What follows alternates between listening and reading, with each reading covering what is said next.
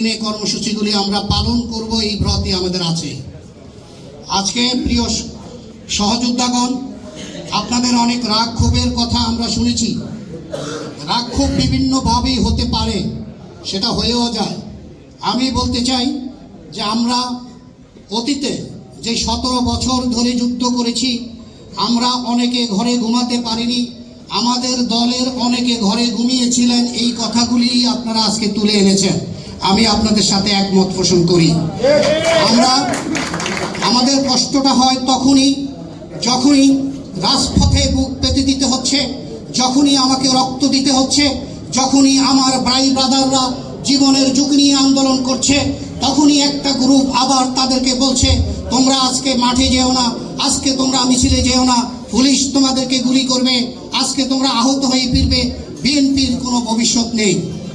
কিন্তু 5ই আগস্টের পরে যারা আত্মীয় স্বজন থেকে শুরু করে যারা আপনাদেরকে অনুৎসাহিত করেছিল, আজকে তারাই আপনাদের বন্ধু হতে চায়।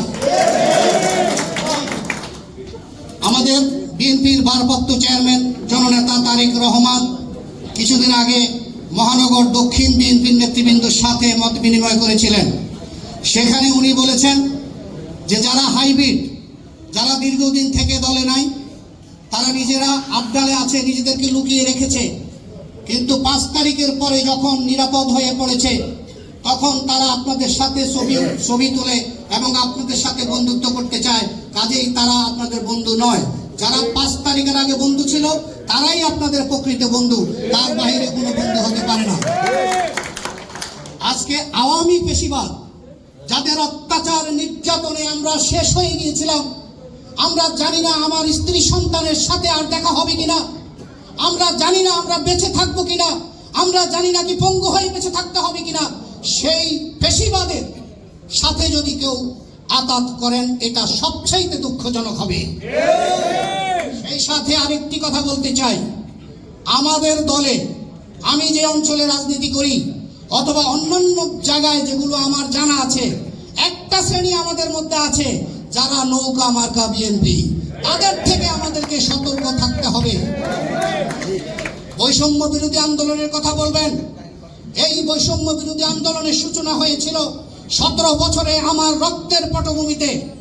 বৈষম্য বিরোধী আন্দোলনের কথা বলবেন, ওই বৈষম্যের শিকার হয়েছিলেন আমার নেত্রী, দেশনেত্রী বেগম খালেদা জিয়া সবচেয়ে বেশি বৈষম্যের শিকার হয়েছিলেন। বৈষম্যের শিকার হয়েছিলেন আমার বিএনপির ভারপ্রাপ্ত চেয়ারম্যান জননেতা তারেক রহমান, যাকে বাংলাদেশের মাটিতে এসে রাজনীতি করবার কোনো সুযোগ দেওয়া হয়নি। আজকে রাজনৈতিক বক্তব্য হয়তো বা আমার এখানে দেওয়া ঠিক হবে না, তারপরেও আমি আমাদের কর্মশালা নিয়ে কথা বলবো। তার আগে একটি কথা বলি, এই শেখ হাসিনা, যাকে রং হেডেড বলা হয়েছিল, বিচারপতিকে ধন্যবাদ জানাতে চাই। যেই ব্যক্তি রং হেডেড বলেছিলেন, অর্থাৎ পাগল টাগল এরকম একটা কিছু বোঝায়। যদি শেখ হাসিনা বুদ্ধি মেধা শক্তি তার থাকতো, যদি শেখ হাসিনা কোনো দেশপ্রেমিক হতো, তাহলে বাংলাদেশের মানুষের উপরে এত অত্যাচার করতে পারতো না। কাজে শেখ হাসিনা যে সত্যিকার অর্থেই রং হেডেড ছিল এবং পাগল ছিল, এটা আজকে সারা জাতির কাছে প্রমাণিত হয়েছে।